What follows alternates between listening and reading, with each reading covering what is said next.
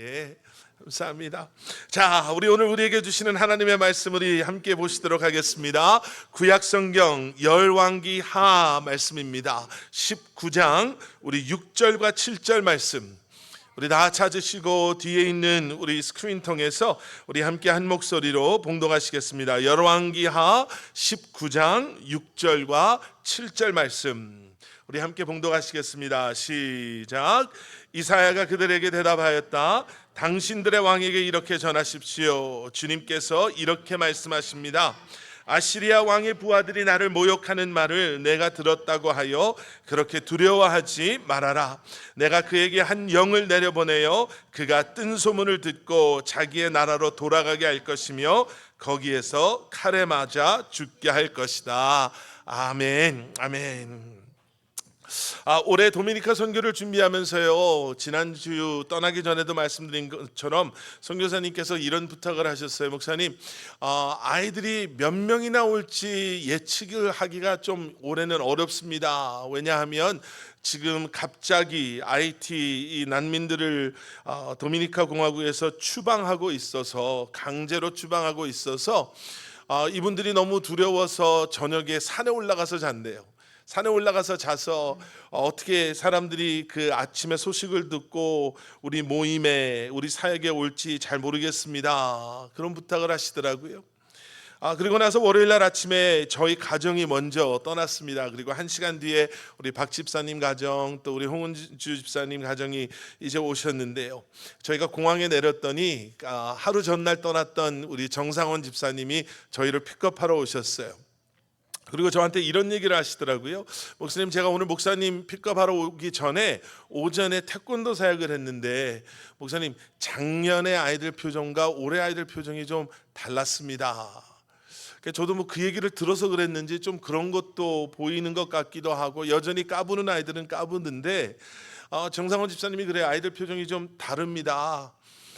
요즘 너무 힘든 일이 있어서 엄마 아빠가 추방당해서 아이들만 남은 가정도 있고, 또 가족들이 추방당해서 자기도 언제 추방당할지 몰라서 좀 아이들이 조금 불안해하는 모습, 좀 힘들어하는 모습들이 보였습니다. 그렇게 얘기를 해주시더라고요. 저도 그 얘기를 들어서 그랬는지 좀 그렇게 보이는 것 같다가 또 그걸 또 잊어버리고 사역을 했습니다. 그리고 마지막 사역을 다 끝나고 이제 그 사역을 도왔던 그 유치원 선생님하고 그 동생 에밀리오라는 청년하고 마누엘이라는 청년을 이제 집에다 내려다 주는데, 선교사님이 목사님, 이 청년들 내려주기 전에 이 두 사람 위해서 기도 좀 해주세요. 올해 고등학교를 졸업했는데 얼마 전에 가족들이 많이 추방을 당해서 많이 힘들어하고, 지금 고등학교를 졸업했는데 둘 다 공부는 잘했는데 지금 그 신분 때문에 더 이상 공부를 이제는 못합니다. 그래서 많이 힘들어하고 있는데 기도 좀 해주세요 라고 해서 제가 기도를 해줬어요. 기도를 해주면서 제 마음속에 이런 마음이 드는 거예요. 기도해주는 목사 마음에 이런 마음이 들면 안 되는데, 기도를 해주면서 제 마음속에 갑자기 그런 생각이 들어요. 하나님, 이 에밀리오라는 청년은 저희가 처음에 방문했을 때부터 꾸준히 지금까지, 그 전부터 이 헬렌 선교사님 옆에서 얼마나 열심히 착실하게 또 착하게 사역을 돕고 있는 청년인지 몰라요. 너무너무 착해요. 제가 봐도 착해요. 말도 잘 듣고. 그리고 그 동생 마누엘이라는 청년 역시도 작년에도 만났었고 올해 또 만나면서도 참 열심히 한다. 참 선교사님 옆에서 예수님 믿으면서 참 열심히 살려고 노력한다라는 마음이 탁 들면서 그런 생각이 드는 거예요. 하나님, 이렇게 열심히 잘하고 있는 애들, 이 애들은 하나님이 좀 축복해 주셔서 좀 힘들지 않게 좀 해주셔야지요. 다른 애들은 다 그냥 놀러 다닌다고 그러고, 다른 애들은 다 자기 마음대로 사는데 이 18, 19살 된 이 청년들이 이거 지금 선교사님 옆에서 지난 몇 년 동안 계속 이렇게 열심히 살고 있는데, 가족들은 쫓겨나서 언제 돌아올지 모르고, 이제 앞으로 공부하고 싶은 공부들도 있지만 뭘 공부해야 될지도, 어떻게 공부를 해야 될지도 모르는 이게 너무 안타깝고 너무 안 됐고 너무 불쌍한 거예요. 여러분, 하나님 앞에 신실하게 살아왔는데, 정말 나름 열심히 하나님을 붙잡고 믿음 안에서 살려고 노력했는데도 불구하고, 여러분, 우리가 살다 보면 어려운 일들이 일어납니다. 우리를 흔들어 놓는 일들이 있어요. 아니, 조금만 어느 정도만 흔들면 그래도 견디겠는데, 뭐 다 그렇지, 다 힘들지, 뭐 이러고 넘어가겠는데, 정말 감당할 수 없을 만큼 무겁고 버겁고 힘든 삶이 찾아올 때가 있어요. 아니, 다른 애들은 그냥 편하게, 다른 사람들은 다 편하게 사는 것 같은데, 하나님, 우리는 그렇게 열심히 믿음 안에서 어떻게든 하나님 뜻대로 살려고 하는데 왜 우리는 이렇게 힘든 일이 끝나지 않습니까? 여러분, 오늘 본문 말씀을 보시면요, 본문이 있는 열왕기하 19장 1절로 돌아가서 보시면 히스기야 왕이 등장합니다. 이 히스기야 왕은요, 정말 귀하다라고 여김을 받던 왕이었어요. 이 열왕기 18장 3절부터 5절까지로 돌아가서 보시면 성경은 히스기야 왕을 어떻게 소개해 놓고 있냐면요, 이렇게 소개해 놨어요. 그는, 히스기야 왕은 조상 다윗이 한 모든 것을 그대로 본받아 주께서 보시기에 올바른 일을 하였다. 그는 산당을 헐어버렸고 돌기둥을 부수었으며 아세라 목상을 찍어버렸다. 그는 또한 모세가 만든 구리뱀도 산산조각으로 깨뜨려버렸다. 이스라엘 자손이 그때까지도 느후수단이라고 부르는 그 구리뱀에게 분향하고 있었기 때문이다. 그는 주님이신 이스라엘의 하나님만을 신뢰하였는데 유다 왕 가운데에는 전에도 후에도 그만한 왕이 없었다. 여러분, 진짜 멋진 왕인 거예요. 히스기야 왕의 아버지 왕은 정말 악한 왕이었거든요. 그런데 이 본문 말씀에 이스라엘 역사에 가장 우러러보는 두 사람의 이름이 등장하잖아요. 다윗 왕에 대해서는 이 히스기야 왕을 뭐라고 소개하냐면 그 다윗이 한 모든 것을 그가 그대로 본받았습니다. 그대로 본받은 게 뭐였냐? 하나님 보시기에 올바른 일을 히스기야 왕도 했습니다라는 거예요. 아버지 왕이 그렇게 우상들을 가지고 와서 하나님 앞에 범죄했는데 이 히스기야 왕은 아버지라고 해서 그냥 아버지니까 따라간 것이 아니라 아버지의 잘못을 분명히 알았고 지적함으로 산당을 헐었고 돌기둥을 부수었고 아세라 목상을 찍어버렸다는 거예요. 그리고 모세의 이름이 등장합니다. 모세에 대해서는 뭐라고 나오냐면요, 그 구리뱀에 대한 게 나와요. 여러분 기억하시죠? 광야에서 이스라엘 백성들이 하나님 앞에 범죄했을 때 하나님께서는 맹렬한 독을 가진 뱀으로 그들을 심판하셨어요. 그런데 그들을 어떻게 살리셨냐면 모세에게 구리로 뱀을 만들라 하셔서 그 구리뱀을 보는 사람, 그 믿음이 그들을 살리는 그 기적을, 은혜를 베푸셨죠. 그런데 시간이 지나면서 이스라엘 백성들이 이 구리뱀을 예배하기 시작하는 거예요. 그러니까 과거에 그것이 은혜의 도구였다 하더라도 지금 이것이 잘못 사용되어져 있다 한다면 이 히스기야 왕은 그 구리뱀을 깨뜨려 버리는, 그러한 결단함마저도, 믿음의 결단함도 있었던 사람이에요. 하나님을 신뢰했던 사람. 마지막에 뭐라고 나옵니까? 유다 왕 가운데 전에도 후에도 그만한 왕이 없었다. 여러분, 엄청난 거예요. 하나님께서 말씀하시는 이스라엘 유다 왕에는 이런 사람이 없었다. 히스기야는 나를 의지했던, 나와 함께 했던, 내가 보기에 옳은 일을 했던 그러한 사람이다 라고 말씀하세요. 여러분, 여러분들이 이러한 칭찬을 받으시는 그러한 삶을 살으시기를 주님의 이름으로 축원합니다. 그리고 우리 교회가 이제 다음 달이면 이제 설립 10주년을 맞이하게 되는데요, 시간이 가면 갈수록 우리 커버넌트 침례교회가 하나님 보시기에 이전에도 이후에도 이런 교회가 없었다라는 그러한 칭찬받는 교회가 될 수 있기를 축복합니다. 자, 그런데 이렇게 하나님께 칭찬을 받던 사람이었는데요, 문제가 발생하는 거예요. 당시의 모든 민족들을 두려워 떨게 했던 이 아시리아가 쳐들어와서요, 예루살렘을 뺀 모든 땅을 다 점령해 버리는 거예요. 아, 다행이다, 예루살렘은 살았구나. 아니요, 그게 아니죠. 지금 예루살렘은 살아도 산 게 아니에요. 지금 이 아시리아가 완전히 예루살렘을 포위를 하고 있어서 누구도 들어가지도 못하고 나오지도 못하는, 꼼짝없이 지금 잡혀 있는 상황이에요. 그리고 그러한 예루살렘을 향해서 아시리아가 소리칩니다. 자, 봐라, 우리를 이긴 자가 아무도 없다. 뭐 너네는 하나님이 있다고 뭐 그렇게 자랑하고 있는데, 우리가 열방의 신들이 다 있었지만 그 모든 나라들, 그 신들 다 물리치면서 여기까지 온 걸 너네가 모르냐? 너네라고 우리가 무찌르지 못할 것 같냐? 너희 하나님이라고 해서 우리가 무찌르지 못할 것 같냐? 생각해봐라. 너희라고 해봐야 너희도 별 수 없다. 이렇게 외치면서 조롱하는 거예요. 그것도 이 아시리아의 언어 아람어가 아니라 이스라엘의 모든 백성들이 다 알아들을 수 있도록 히브리어로 이렇게 조롱합니다. 여러분, 이거를 그냥 언어로만 생각하지 마시고요, 한번 이렇게 생각해 보시면 좋을 것 같아요. 내 마음에 확 와닿는, 그래서 내 속을 완전히 뒤집어 놓는 그런 공격인 거예요. 그냥 귀로만 이해가 되는 게 아니라, 여러분, 우리가 살다 보면 문제들이 있잖아요. 나에게 확 와닿는 문제들이 있어요. 다른 사람들은 뭐 별거 아니라고 생각하면서 지나가는 건데, 나한테는 이게 너무너무 힘든 문제들이 있어요. 다른 사람들은 그냥 이럴 수도 있지. 그런데 나에게는 이게 너무너무 괴로운 문제인 거예요.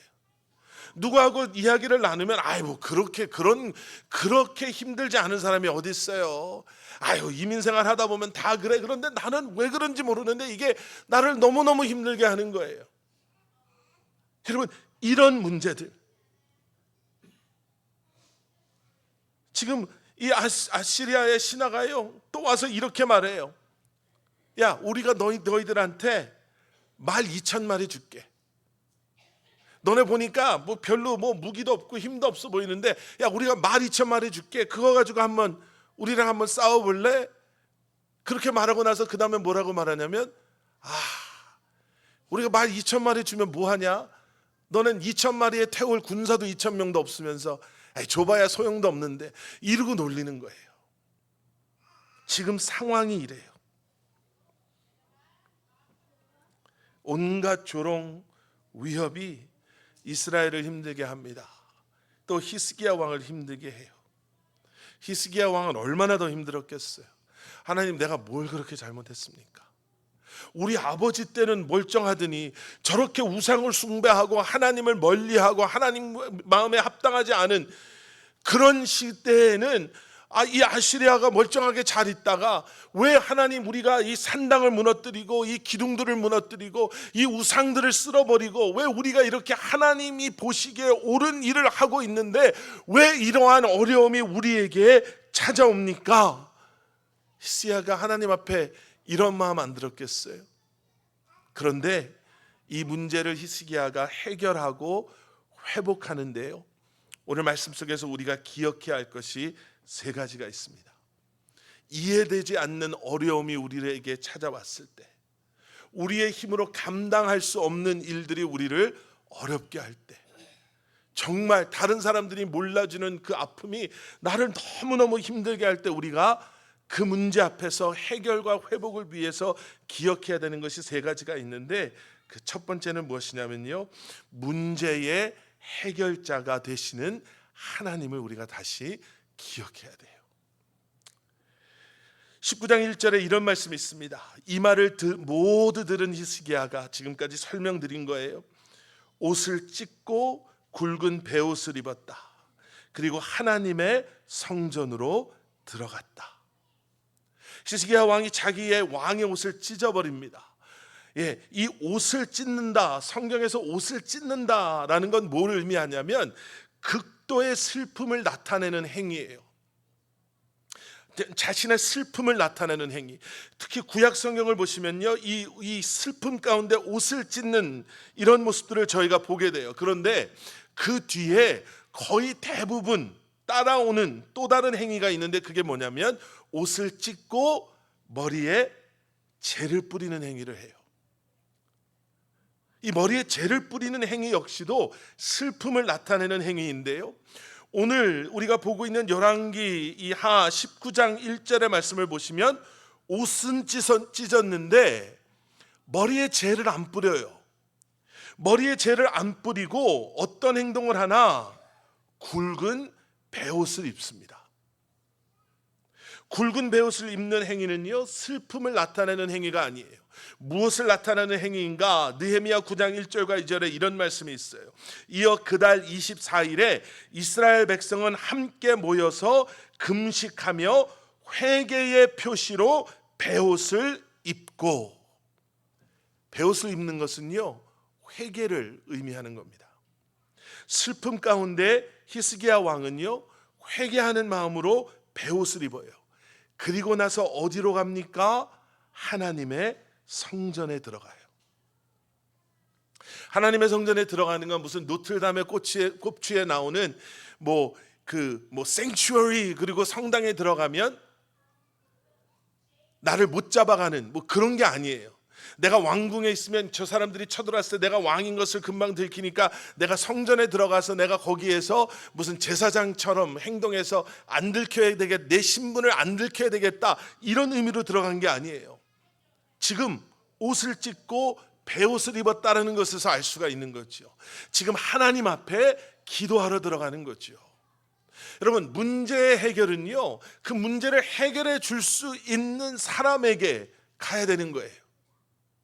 제가 저희 집 큰아들이 대학교 갈 때 이런 얘기 저런 얘기 다 해주고 이제 마지막에 농담 반 진담 반으로 이런 얘기를 했어요. 일라이, 너 대학교 다닐 때 사고를 치려면 10,000불 이하의 사고를 쳐야 된다. 아빠 크레딧 카드에서 최고로 갚아줄 수 있는 게 10,000불이니까 10,000불이 넘어가는 사고를 치면 아빠가 도와줄 수가 없어. 10,000불 이하. 근데 아직까지는 사고를 안 쳐서 너무 감사한데요. 예, 해결할 수 있는 능력이 있는 사람이 문제를 해결해 줄 수 있는 거예요. 내가 아무리 좋아하는 사람이고 나를 아무리 좋아해 주는 사람이어도 내가 가지고 있는 문제를 해결해 줄 수 없는 사람은 내가 백날 찾아가 봐야 그 문제의 해결을 볼 수가 없어요. 오히려 나랑 같이 그냥 신세 한탄하면서 내 마음이 더 낙심으로 갈 수는 있지만 문제 해결은 안 돼요. 여러분, 히스기야 왕은요, 분명히 알았어요. 지금 이 상황은 내 힘으로 감당할 수 없구나. 내가 힘이 없으니까 예루살렘을 제외한 모든 나라는 이미 빼앗겼고, 내가 힘이 없으니까 저들이 이렇게 나를 조롱해 와도 나는 무엇을 할 수가 있지 못하는구나. 예, 내가 문제를 해결할 수 없다는 걸 알았어요. 그런데 그가 기억했던 건 뭐냐면, 하나님께서는 이 문제를 해결해 줄 수 있으신 분, 하나님은 나의 이러한 문제를 해결해 주실 수 있는 해결자 되십니다 라는 그 믿음 안에서 성전 안에 들어갔다라는 거예요. 여러분, 어려움이 있으십니까? 문제의 해결자가 되시는 하나님을 기억하실 수 있는 여러분들 되시기를 주님의 이름으로 축원합니다. 주님 앞에 나아가세요. 그것이 어떤 문제든지 간에, 나의 마음을 짓누르는 너무너무 힘든 문제든지 아니면 그냥 잊어버리고 살아도 될 만한 문제라 할지라도 나의 이러한 문제를 해결해 주실 수 있고 이 짐을 가져가 주실 수 있고 나로 하여금 이러한 억압되는 힘들고 어려운 상황 속에서 나를 건져 주실 수 있는 주님을 다시금 기억하실 수 있는 우리 커버넌트 교회 성도님들 되시기를 주님의 이름으로 간절히 축원합니다. 두 번째 기억하셔야 되는 건 이거예요. 회개라는 거죠. 여러분, 히스기야는 우리가 이미 본 것처럼 하나님께서 전에도 후에도 이런 사람이 없었다 라고 칭찬받았던 왕인데, 아니 도대체 왜 베옷을 입고 회개하러 하나님 앞에 들어갔을까? 여러분, 그런 생각이 드시지 않으세요? 우리한테도 그런 생각이 들 때가 있지 않습니까? 아니, 열심히 살았잖아요. 하나님, 나름대로 다른 사람들보다 내가 더 잘 살았지 않았습니까? 나도 나름대로 하나님 열심히 신앙생활하지 않았습니까? 여러분, 히스기야 왕이 가서 무슨 회개를 했을까요? 여러분, 근데 열왕기하 18장을 읽다 보시면 약간 히스기야 왕답지 않은 그러한 스토리와 히스기야 왕의 모습을 저희가 보게 됩니다. 열왕기하 18장 14절부터 16절까지 말씀. 히스기야 왕은 라기스 본주에 있는 아시리아 왕에게 메시지를 보냈습니다. 내가 잘못했습니다. 군대를 후퇴시켜 주십시오. 당신이 정하시는 대로 조공을 바치겠습니다. 아시리아 왕은 유다의 히스기야 왕에게 은과 금을 조공으로 요구하죠. 14절 뒷부분 말씀.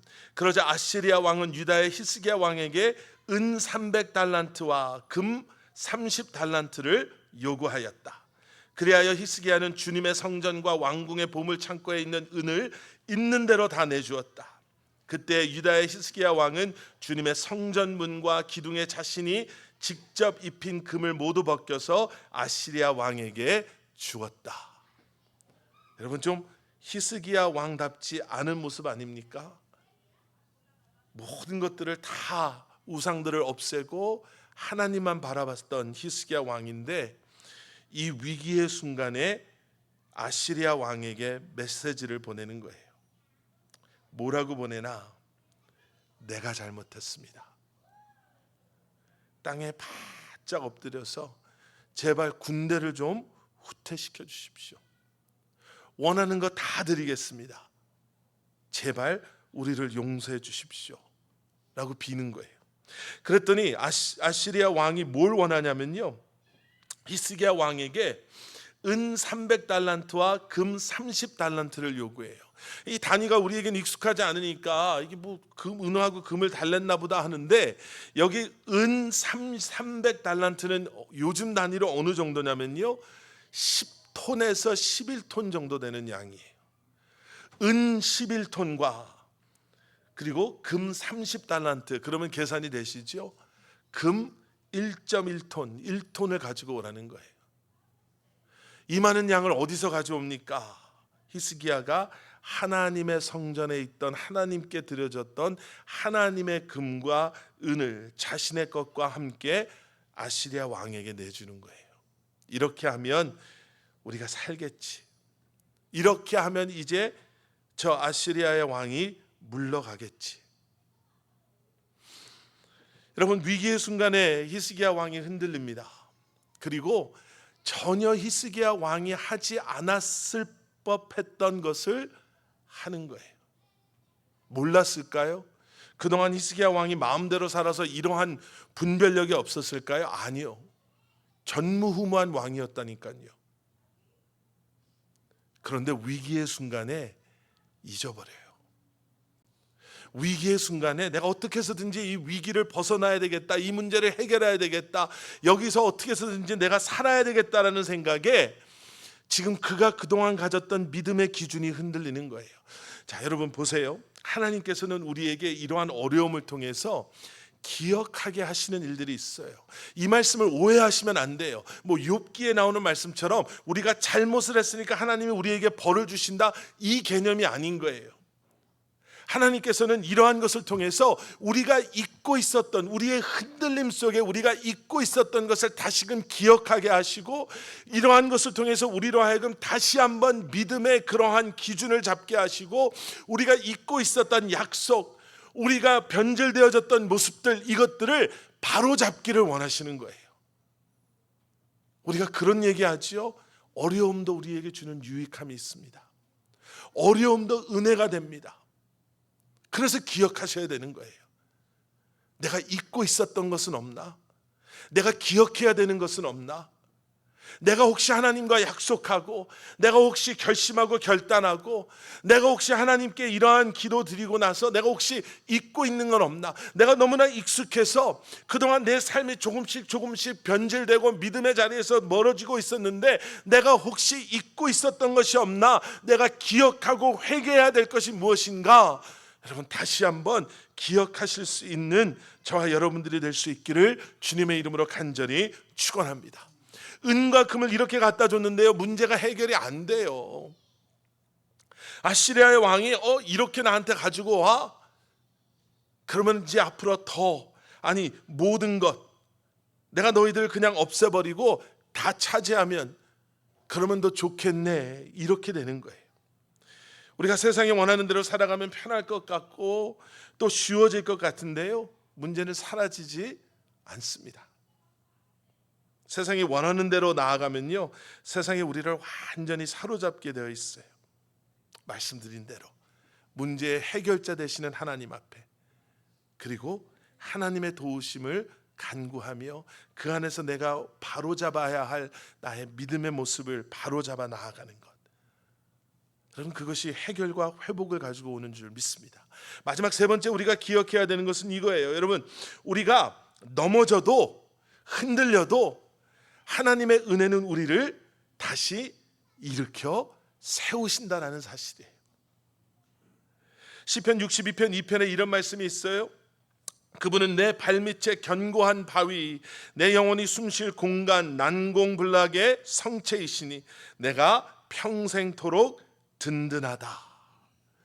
그래서 지금 다윗은 알고 있는 거예요. 하나님이 나의 반석이요 구원이요 요새입니다. 하나님만이 나의 문제의 해결자 되십니다. 하나님만이 나를 붙잡아 줄 수 있습니다. 그런데 이 마지막에 평생토록 든든하다라는 말씀을 제가 묵상하면서 이런 생각이 들었어요.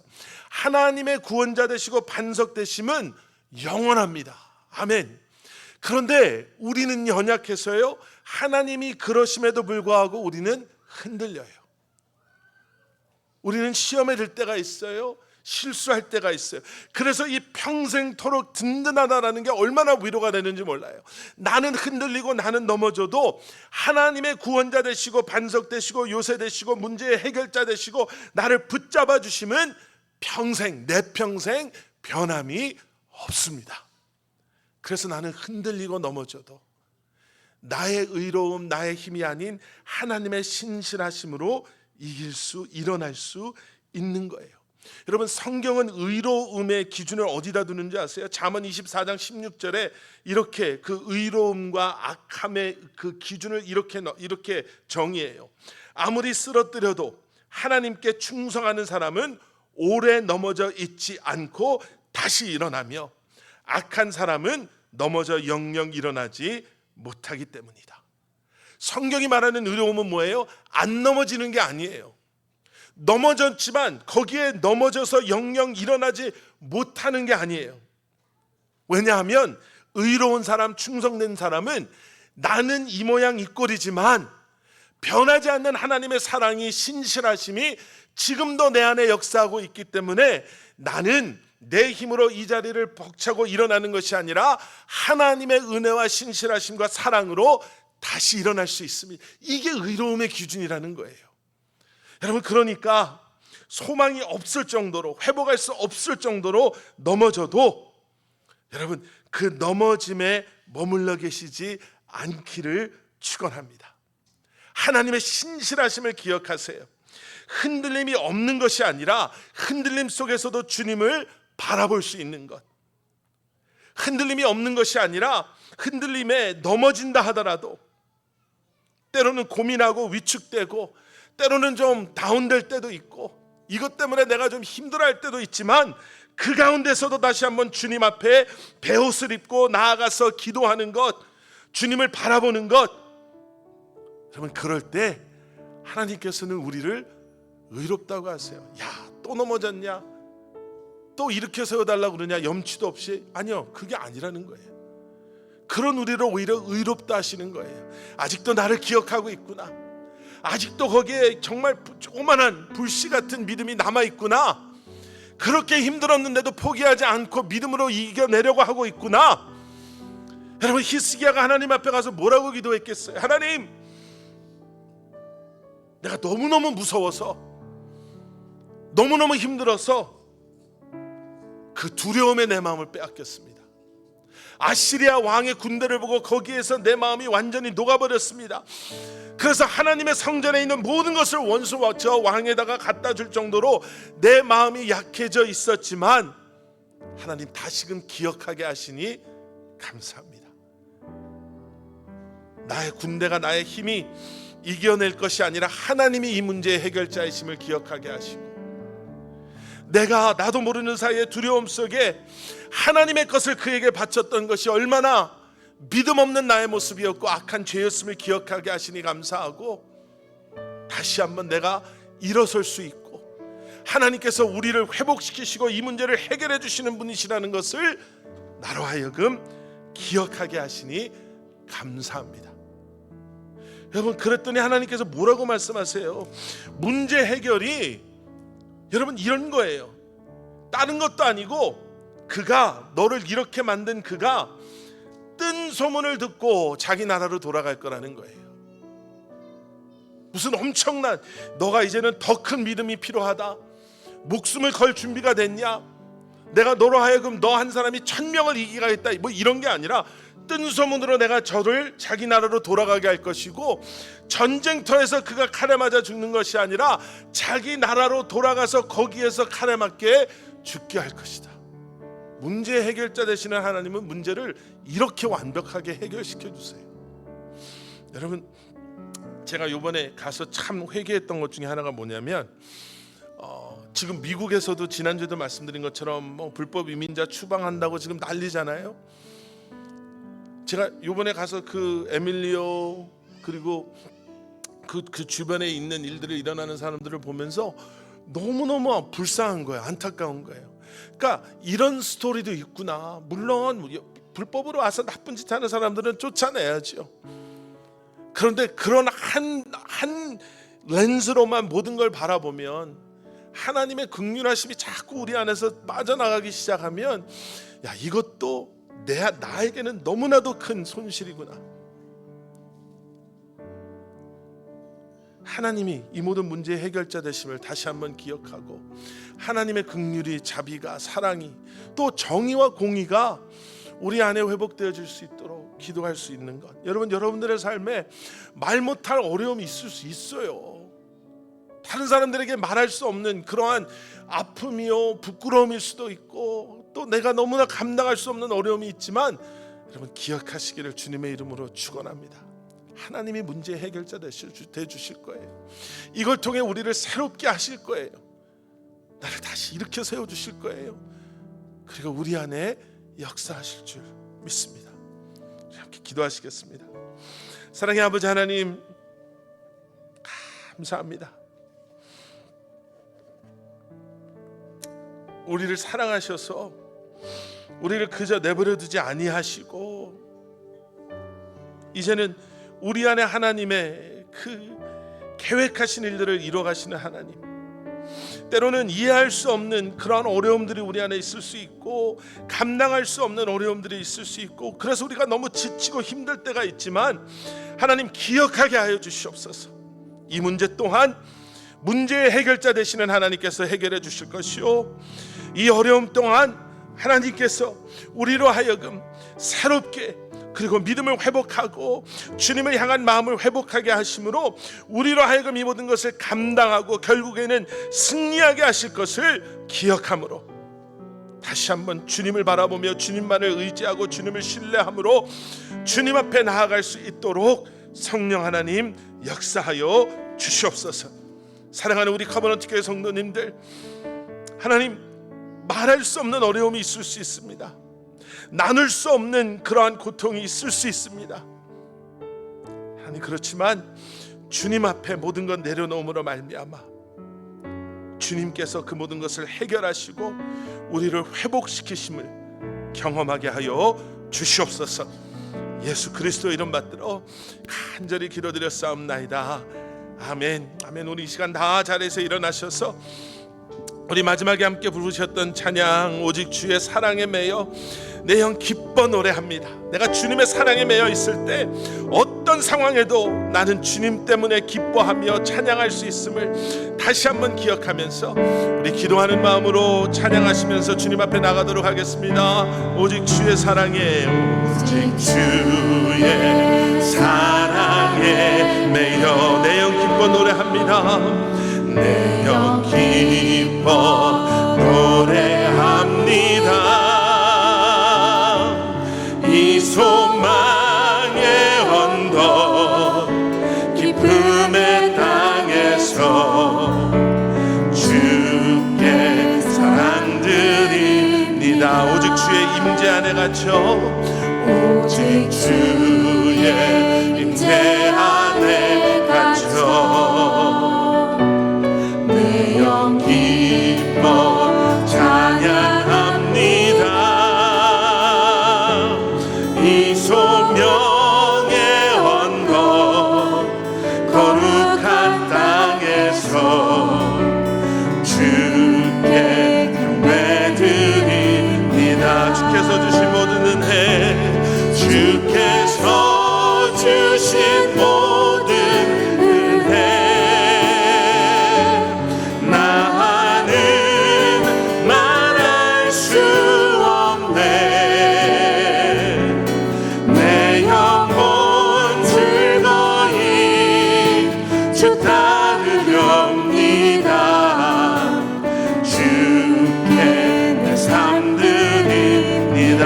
주께서 주신 모든 은혜, 주께서 주신 모든 은혜,